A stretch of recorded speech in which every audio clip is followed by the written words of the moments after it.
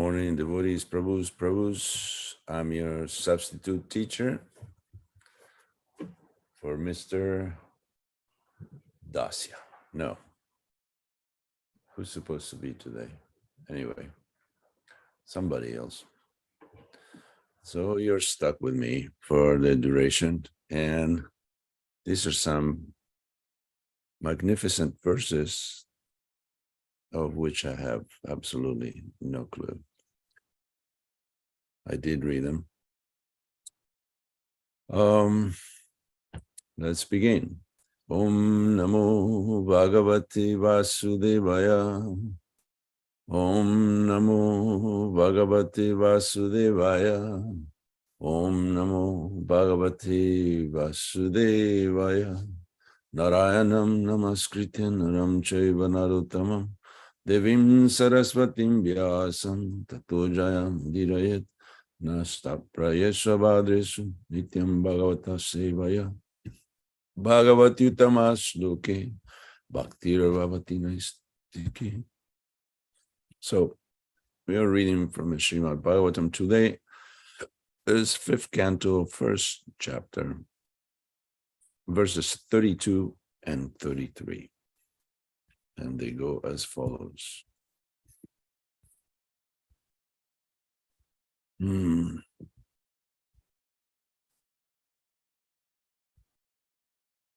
Jambu Plaksha Shal Mali Kusha Krauncha Shaka Pushkara Samgyastesham Parimanam Purvasmaduttara Uttaro Yata Sankyam Diviguna Manena Bahi Samantata Upaklpita. Synonyms: Jambu, Plaksha, Shalmali, Kusha, Krauncha, Shaka, Pushkara, Samgyas, known as Tesham, of them, Parimanam, measurement, Purvasmat, from a former, Uttara, the following, Yatha, according to, Sankyam, number, Dviguna, twice as much, Manena, with a measure, Bahi, outside, Samantata, all around, Upaklpita, produced. Translation and purport by Srila Prabhupada.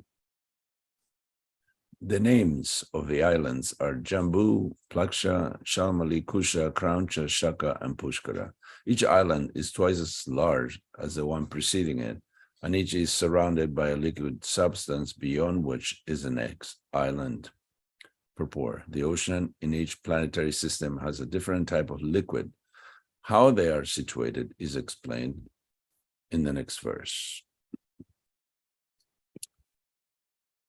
Ksharodakshu Rasoda Suroda Kritoda Kshiroda Dhadi Mandoda Shudoda Sapta Jala Daya Sapta Dvipa Parika Ivabhyantara Dvipa Samana Eka Shiena Jatanupurvam Sapta Swapi Bahir Dvipeshu Pritak Parita Upakalpitas Teshu Jambadishu Parishmati Patir Anuvratatmajan Agni Tridhatmajva Yagyabahu Hiranyareto Krita Prishta Medatiti Viti Hotra Samgyam Yata Sankyena Ekaikasmin Ekam Evadipatim Vidade.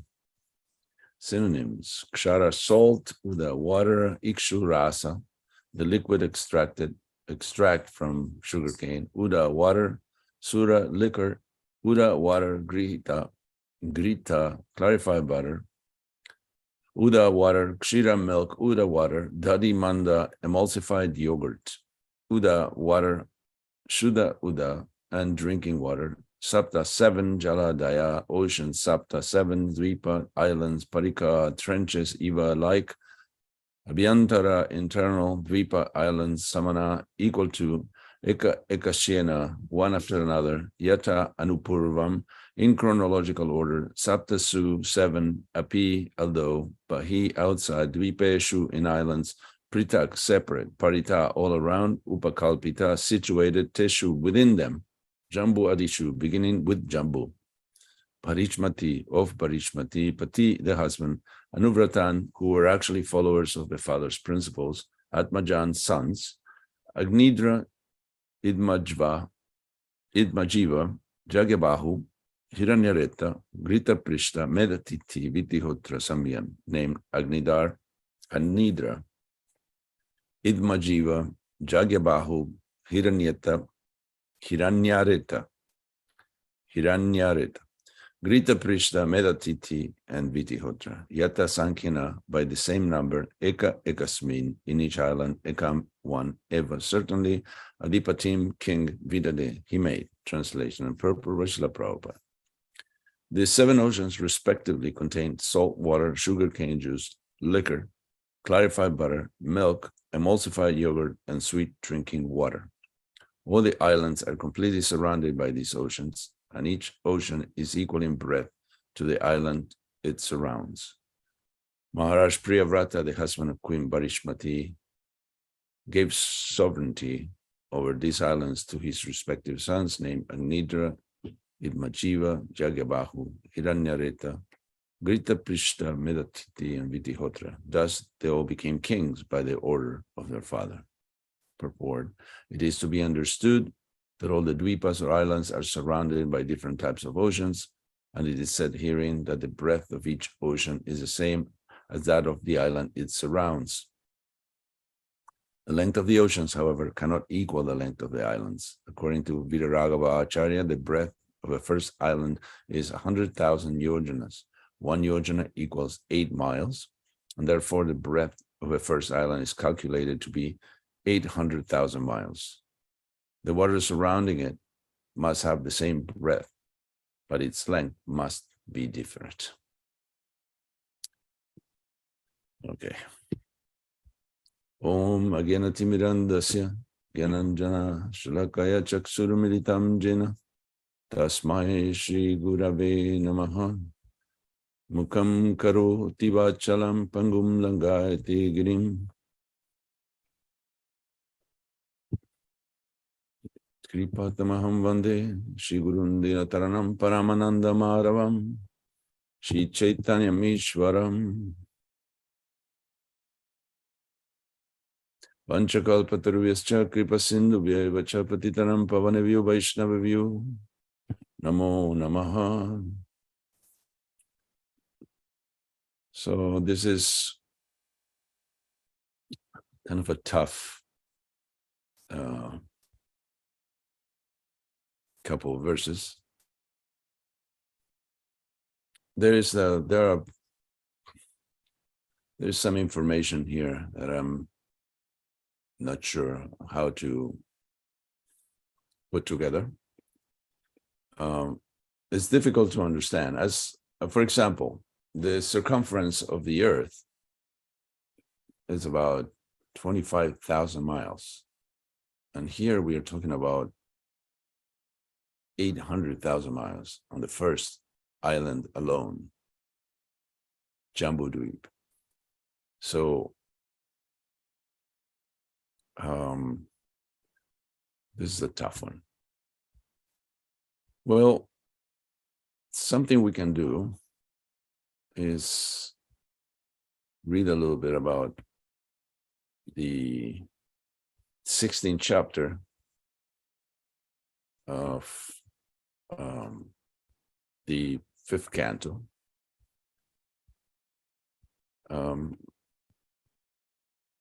where the circumferences and the islands are somewhat explained. I'm going to give a little bit of a purport eventually out of this, but you have to be patient. So in the first text of the 16th chapter, King Parikshit said to Sukadeva Goswami, O Brahmana, you have already informed me that the radius of Bhumandala extends as far as the sun spreads its light and heat, and as far as the moon and all the stars can be seen. So that means that there's 93 million miles between the Earth and the sun, according to modern science, and so that will be the number that they're talking about here, 93 million miles. As far as Bhumandala extends, as far as the sun can spread its rays. And according to the modern astronomers, the sun doesn't move. I mean, maybe moves in its orbit, but on its axis, I don't know how it happens, but seems like according to the description of the Bhagavatam, the sun is happily going on his chariot, just moving in the sky, unimpeded. So I'm sure Sariputta Prabhu had many ideas. I read his books, not that I understood them or that I could extract any part of them without being totally puzzled. And it seems like there is a bit of a discrepancy. I'm not sure exactly how things are going to be shown in the temple of a Vedic planetarium, but it will be very difficult to convince the Westerners of the Bhagavatam version. Personally, I don't have much of a problem because this really doesn't concern me in the sense that it's not part of my service. When I'm making veggie burgers, it doesn't really matter how big the sun is, how distant from the earth, if the sun is moving or the earth is moving. I'm just happy that Krishna is still the Supreme Lord and I have a chance to do some service. But some people may not be able to move forward in their Krishna consciousness because they have some doubts. Like Prabhupada had this incident in 1969. Actually, maybe it was a little later in 1970. And 1969 is when the Apollo mission supposedly landed in the moon. Armstrong, Glenn, those people. And a servant of Prabhupada, Purushottam Das, had a hard time because he said, yes, they definitely landed in the moon. I saw on TV. I saw that they were there. And Prabhupada, whether as a joke or challenging or just as the principle that the disciples should obey the Guru, told him no, they didn't. They didn't go to the moon. And Purushottam had such a conflict of interest that he lost faith in devotional service, lost faith in Prabhupada, lost faith in the process, and left. And when they asked Prabhupada, what happened to Purushottama, he said, Purushottama went to the moon, which is funny. Okay, text number 2. My dear Lord, the rolling wheels of Maharaj Priyavrata's chariot created 7 ditches in which the 7 oceans came into existence. Because of these 7 oceans, Bhumandala is divided into 7 islands. You have given a very general description of their measurement, names, and characteristics. Now I wish to know them in detail. Kindly fulfill my desire. When the mind is fixed upon the Supreme Personality of Godhead in its external feature made of the material modes of nature, the gross universal form, it is brought to the platform of pure goodness. In that transcendental position, one can understand the Supreme Personality of Godhead, Vasudeva, who in its subtler form, is self-effulgent and beyond the modes of nature. Oh, my Lord, please describe vividly how that form, which covers the entire universe, is perceived. The great Rishi Sukadeva Goswami said, my dear king, there is no limit to the expansion of the Supreme Personality of Godhead's material energy. This material world is a transformation of the material qualities Sattva-guna, Rajaguna, and Tamaguna, yet no one could possibly explain it perfectly, even in a lifetime as long as that of Brahma. No one in the material world is perfect, and an imperfect person could not describe this material universe accurately, even after continued speculation. O king, I shall nevertheless try to explain to you the principal regions such as Buloka with their names, forms, measurements, and various symptoms. So if this is the material energy and the material world cannot be understood by anyone inhabiting the material world who is not perfect, this is simply a hint of how things work. We are very gullible people as humans, and we believe any story as long as it makes some sense. And then some people believe stuff that makes no sense. So it's very difficult to understand how things are. Yet we're supposed to understand some of it. Like Prabhupada indicated, and this is coming from Acharyas, that one should not go to the 10th canto of the Bhagavatam directly. Why? Because there is a whole 9 cantos about mostly the material world that we supposed to understand first. So even if we don't understand it, at least we get a hint, get a glimpse of what the material, what we're giving up, what we're supposed to give up, and how it works. That everything is controlled, dominated by the 3 modes of nature. That Vaikuntha is a different realm. And in order to understand Vaikuntha, you have to understand the material world. The planetary system known as Bhumandala resembles a lotus flower, and its 7 islands resemble the whorl of that flower. The length and breadth of the island known as Jambudvip, which is situated in the middle of the world, are 1 million yojanas, 8 million miles. Jambudvip is round like the leaf of a lotus flower. Again, this is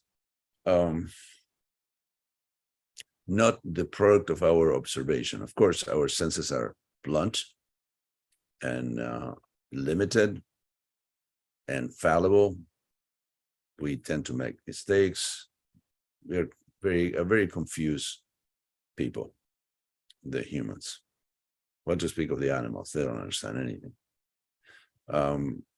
It may be cute that an orangutan is appreciating art and a deer is appreciating music, but they don't understand philosophy, and most humans also don't understand philosophy.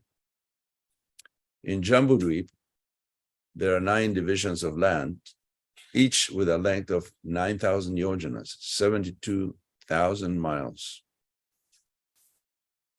There are 8 mountains that mark the boundaries of these divisions and separate them nicely. Amidst these divisions of Varshas is a Varsha named Ilavrita, which is situated in the middle of the world of a lotus. Within Ilavrita Varsha is Sumeru mountain, which is made of gold. Sumeru mountain is like the pericarp of a lotus-like Bhumandala planetary system. The mountain's height is the same as the width of Jambudvip, or in other words, 100,000 yojanas, 800,000 miles. Of that, 16,000 yojanas, 128,000 miles, are within the earth. Therefore, the mountain's height above the earth is 84,000 yojanas, 672,000 miles. The mountain's width is 32,000 yojanas, 256,000 miles at its summit, and 16,000 yojanas at its base. Even if you're a flat earther, these numbers would not compute with you. Again, the circumference of the earth is 25,000 miles, and we are talking about 128,000 miles and 256,000 miles and 672,000 miles. Where are these places? We can't see them, but it could be understood that the demigods that are devotees of the Lord, that have a better perspective of what the topography and geography looks like, they may be hiding it for us.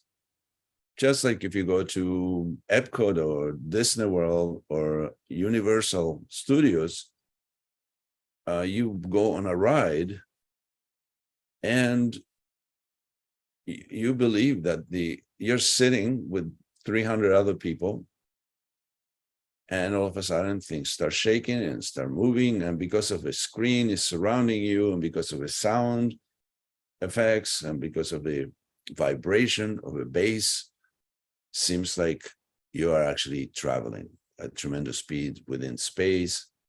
I mean, this is just some guys with some mechanical ability and some technology at their disposal that they make us believe that we are on an intergalactic journey when we are actually sitting in LA somewhere and in some room. So why it's not possible that we are actually seeing some theatrical performance put on for us, so we don't see actually all these things, all this fantastic Sumera mountain made out of gold that is humongous. That is possible. It is being hidden by the demigod's technology. Just north of Ilavrita and going further northward, one after another, are three mountains named Nila, Sveta, and Shringavan. This marked the borders of the three Varshas named Ramyaka, Hiramaya, and Kuru, and separate them from one another. The width of these mountains is 2,000 yojanas, 16,000 miles. Lengthwise, they extend east and west to the beaches of the ocean of salt water. That's where we live, saltwater ocean.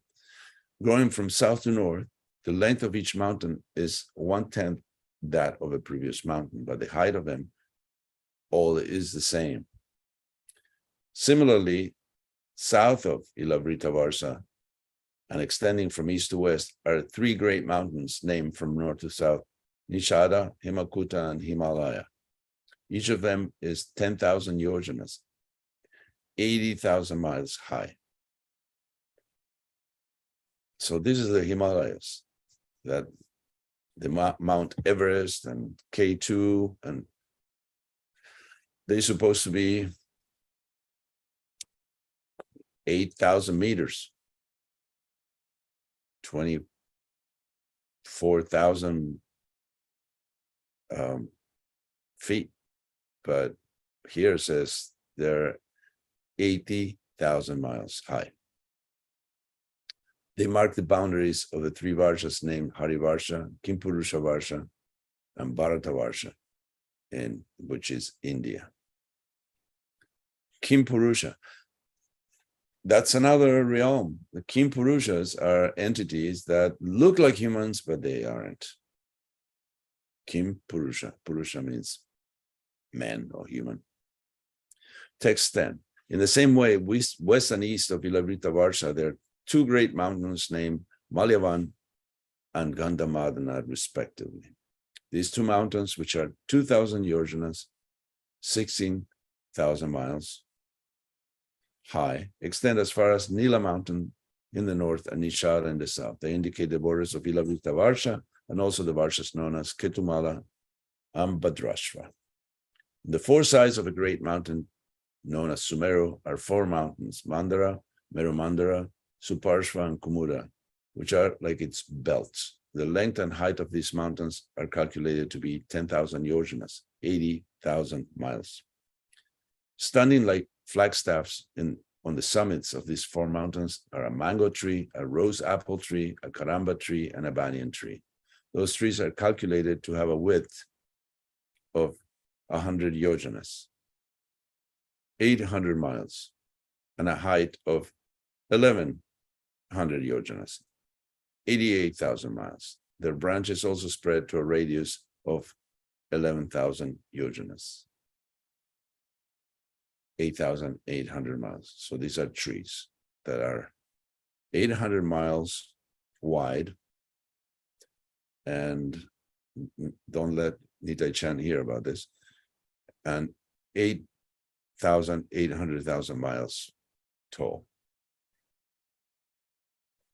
O Maharaj Pariksit, best of a Bharata dynasty, between these four mountains are four huge lakes. Oh, the word huge is used here. I can't wait to hear how big they are.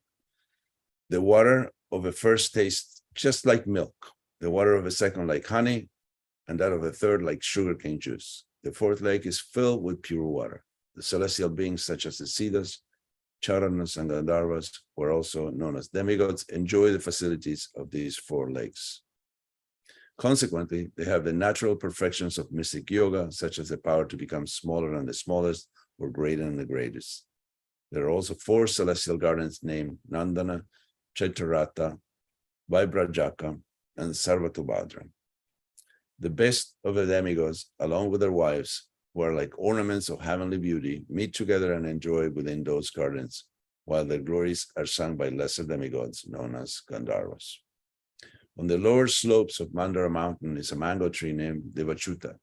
It is 1,100 yojanas high, or 8,800 miles. Mangoes as big as mountain peaks and as sweet as nectar fall from the top of this tree for the enjoyment of the denizens of heaven. When all of these solid fruits fall from such a height, they break, and the sweet, fragrant juice within them flows out and becomes increasingly more fragrant as it mixes with other scents. That juice cascades from a mountain in waterfalls and becomes a river called Arunoda, which flows pleasantly through the eastern side of Vilavrita. The pious wives of the Yakshas act as personal maidservants to assist Bhavani, the wife of Lord Shiva. Because they drink the water from a river Arunoda, their bodies become fragrant, and as the air carries away the fragrance, it perfumes the entire atmosphere for 80 miles around. Similarly, the fruits of the jambu tree, which are full of pulp and have very small seeds, fall from a great height and break to pieces. Those fruits are the size of elephants, and the juice gliding from them becomes a river named Jambu Nadi. This river falls a distance of 10,000 yojanas. From the summit of Merumandara to the southern side of Vilavrita, floods the entire land of Vilavrita with juice. The mud on both banks of the river Jambu Nadi, being moistened by the flowing juice and then dried by the air and the sunshine, produces huge quantities of gold called Jambu Nada. The denizens of heaven use this gold for various kinds of ornaments. Therefore, all the inhabitants of the heavenly planets and their youthful wives are fully decorated with golden helmets, bangles, and belts, and thus they enjoy life.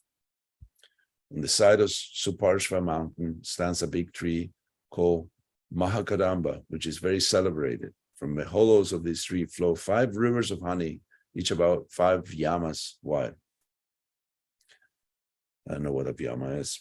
This flowing honey falls incessantly from the top of Suparshva mountain and flows all around Ilavrita Varsha, beginning from the western side. Thus, the whole land is saturated with a pleasing fragrance. The air carrying the scent from the mouths of those who drink that honey perfumes the land for 100 yojanas around. Similarly, on Kumuda mountain, there is a great banyan tree, which is called Shatavalsa, because it has 100 main branches. From those branches come many roots, from which many rivers are flowing. These rivers flow down from the top of the mountain to the northern side of Vilavrita Varsha for the benefit of those who live there. Because of these flowing rivers, all the people have ample supplies of milk, yogurt, honey, ghee, molasses, food grains, clothes, bedding, sitting places, and ornaments. All the objects they desire are sufficiently supplied for their prosperity, and therefore they're very happy. The residents of the material world who enjoy the products of these flowing rivers have no wrinkles on their bodies and no gray hair. They never feel fatigue, and perspiration does not give their bodies a bad odor. They are not afflicted by old age, disease, or untimely death. They do not suffer from chilly cold or scorching heat, nor do their bodies lose their luster. They all live very happily without anxieties until death. There are other mountains beautifully arranged around the foot of Mount Meru, like the filaments around the whorl of a lotus flower. The names are Kuranga, Kurara, Kusumba, Vaikanka, Trikuta, Shishira, Patanga, Ruchaka, Nishara, Srinivasa, Kapila, Sanka, Vaidurya, Jarudi, Hamsa, Rishava, Naga, Kalanjara, and Narada. On the eastern side of Mount Sumeru are two mountains named Jatara and Devakuta, which extend to the north and south for 18,000 yojanas, 144,000 miles. Similarly, on the western side of Sumeru are two mountains named Pavana and Pariyatra, which also extend north and south for the same distance. On the southern side of Sumeru are two mountains named Kailas and Karavira, which extend east and west for 18,000 yojanas. And on the northern side of Sumeru, extending for the same distance east and west, are two mountains named Trishinga and Makara. The width and height of all these mountains is 2,000 yojanas, 16,000 miles. Sumeru, a mountain of solid gold, shining as brilliantly as fire, is surrounded by these 8 mountains. In the middle of the summit of Meru is the township of Lord Brahma. Each of its 4 sides is calculated to extend for 10 million yojanas, 80 million miles. It is made entirely of gold, and therefore learned scholars and sages call it Shatakambi. Surrounding Brahmapuri in all directions are the residences of the 8 principal governors of the planetary systems, beginning with King Indra. These abodes are similar to Brahmapuri, but are 1/4 the size. So, my dear friends, there you have it. Description of our neighborhood, our surrounding neighborhood, which is like a blind person opening their eyes and seeing, oh goodness, I never seen this. Oh, I never seen that. I never seen such tremendous sizes and landscapes. So we hear about this. This is how devotees actually guide their lives, by hearing, not by seeing. So what you see is a show, is a display. We are, it's like basically an ant on a human leg or on a tractor tire. It really has no idea of what is standing on. Not a single, whatever imagination they may have, it doesn't reach as far as understanding that this is a leg of a human and what a human is, or a tractor, a tire of a tractor is just, it sees only the surface. So we understand by hearing from the right source. That's our vision. Shastra Chakshus. We have the distinct privilege of understanding through the ears. So our senses are limited, but hearing is actually the most powerful, because it can wake us up, just like hearing can wake us up from a nap. Hearing can wake us up from the slumber of material existence. And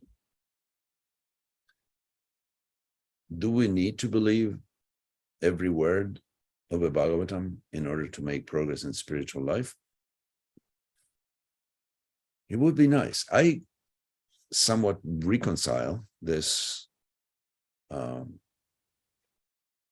apparent dichotomy between what I experience, what I see, and what I hear by applying it to my own life. How important it is for me to calculate the yojanas and to try to visualize Mount Meru. How important it is in my life. I read a book that I still have. I got rid of most of my books. I collected books from the moment I joined, basically. So I had hundreds and hundreds of books that when we moved from California, we transported to Denver, Colorado, and I donated it to the Denver temple. unbeknownst that was going to be only a bus stop to us, and we were going to end up in Gita Nagari. I would have gladly brought him here. There were 26 boxes, large boxes full of books, amazing books. And among them, I only kept some books that I didn't read and some books that I'm attached to, like the Chaitanya Bhagavat and Briha Bhagavatamrita and so on. The book is called The Saints of Braj, written by Dr. O.B.L. Kapoor, disciple of Bhaktisiddhanta Saraswati Thakur. Prabhupada and Dr. Kapoor met a few times. And he tells stories about saintly devotees that lived in Braj, and their extraordinary stories. I think I may have heard one of two of the many that he lists, gives a little summary of their devotional biography, I would say. It was more than concentrated on what type of education they received and when they came, where they came from. It concentrated on their life, their devotional life while residing in Braj. And so I haven't heard of the majority of the people mentioned in that book. And their stories were, how could I be kind by describing it? Far-fetched, really. Like miracle after miracle after miracle, visions and darshans and all sort of things happening. And on face value, I could have been skeptical. Seriously, this happened? How could this happen? And who is this person? How come we never heard of? But I took it as an inspirational material for me. Instead of Hallmark cards, I took this book to be incredibly inspiring. Like, actually, I wanted to be like them. I actually got so inspired that I thought maybe I should just move to Braja and live there and become a renunciant. Well, this is a common occurrence in some people practicing devotional service, especially in the beginning stages.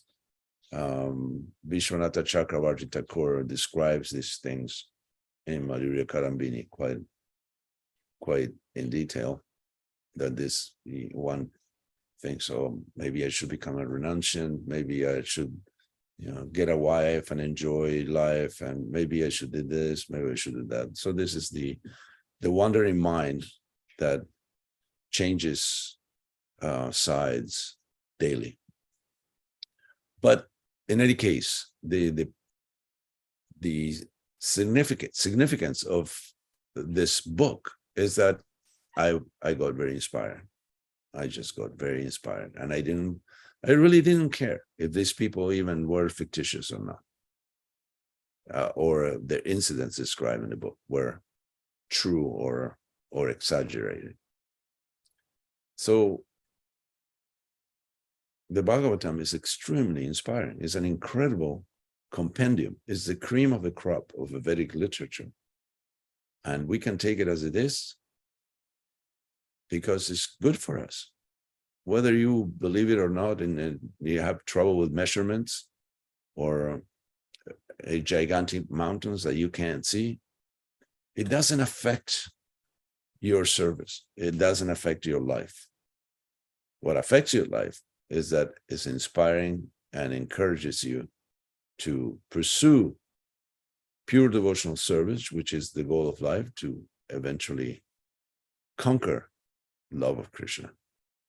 Because Krishna is conquered only by devotional service. He could give mystic powers, he could give you knowledge, he can give you opulence, but he's not impressed by any of that stuff. The only thing that impresses Krishna is pure devotional service. And that's why he's reluctant to give it away, unless one shows an extreme amount of sincerity and dedication. And that will convince Krishna. As we hear in the Damodarastakam, he's conquered and overwhelmed by pure devotional service, to the point that he doesn't understand it and has to take birth as Lord Chaitanya in order to experience it himself from the perspective of the devotee. So, I don't know what you can take home from this diatribe, semi-spontaneous one, because I couldn't find someone who could sit today, because we have some devotees who are not giving class for different reasons. So I had to sit in. So I apologize to the listeners for having to experience my mind instead of someone else's dearth of knowledge. And that's all I have. So are there any comments or questions? You're welcome to extend them now.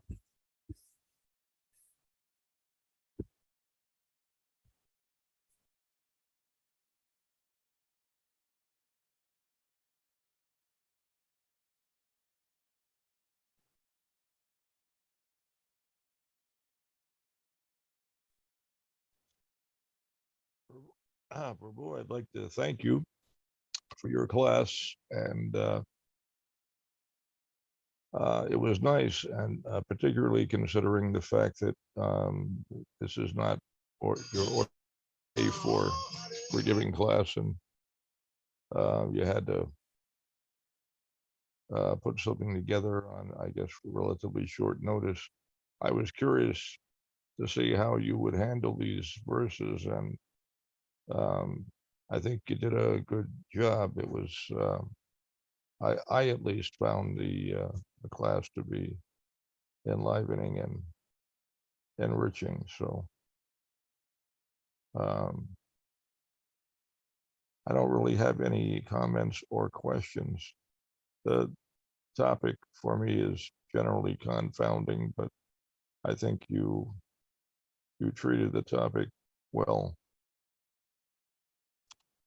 Thank you. So that's all I've got, Prabhu. Thanks. Hare Krishna. Thank you. You're very kind. As you know, confounding doesn't even begin to describe how I feel about the Jambu Dweep and all these different islands. An ocean of ghee, I guess, stays warm, so the ghee stays liquid, I imagine. And there is an ocean of liquor. We can preach to winos that they can make progress, and eventually they can reach the shore of the ocean of liquor. They'll be elated to hear that Krishna consciousness offers all varieties, and